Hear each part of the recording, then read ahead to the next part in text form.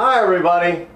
Today I have a question, much more than it is a lesson. Maybe it's a lesson embodied in a question. And the question is, are we about to experience another Lehman moment? By that I mean we all can remember back last September when Lehman Brothers was quote unquote allowed to fail. And up until that point, up until September of last year, things looked like they were starting to get better. We actually had some sequential improvement in the economic data. Even the housing market looked as if it was stabilizing.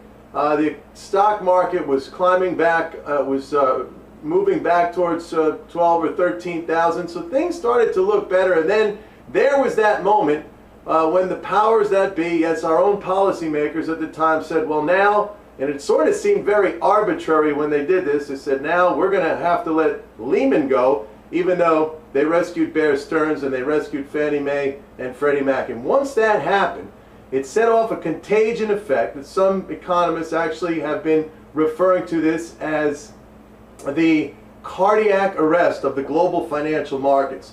And we saw from that point, and you can look at charts of equities, you could look at charts of commodities, you could look at charts of treasuries, which went in the opposite direction, an almost panic reaction. This contagion spread around the world through financial markets everywhere, and we really went down into a very severe contraction.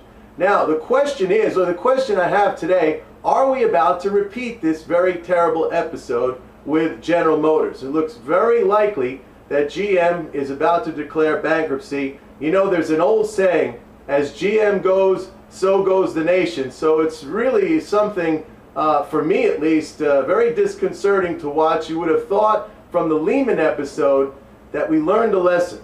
The other thing that I find here, which is incredibly fascinating or curious, is that we have a president who was elected on the promise to help the working guy.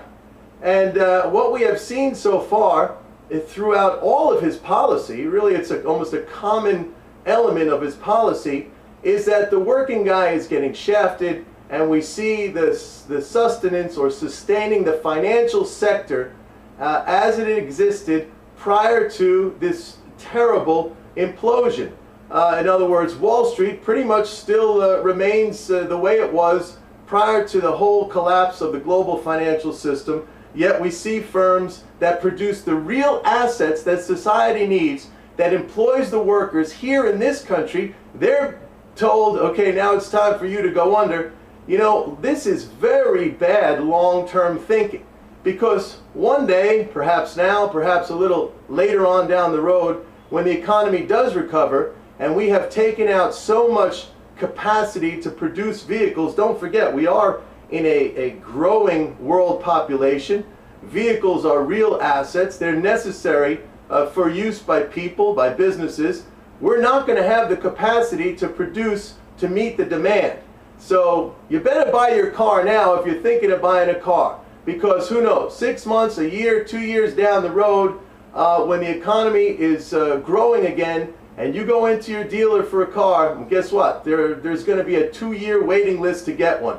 And the irony of this is we're so concerned about inflation coming about as a result of reserves that the Fed has been putting in the banking system, and there's no correlation between that and inflation, or at least nobody can with 100% accuracy say that there is a cause and effect. However, when you take out vast amounts of production of the real assets that we need in the world, in our society, that is a guarantee for inflation. Absolutely.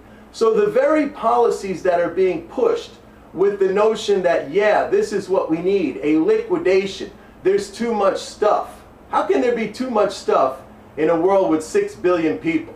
You know, Adam Smith said, the real wealth of a nation is the abundance and availability of its consumables. Adam Smith changed the world 250 years ago. Unfortunately, we have gone back to the time before Adam Smith. So there's my question. It has me concerned. Are we about to hit another Lehman moment? I guess we're all going to find out soon enough. Keep tuning in to these videos, and thanks for your comments. Keep them coming. Bye for now.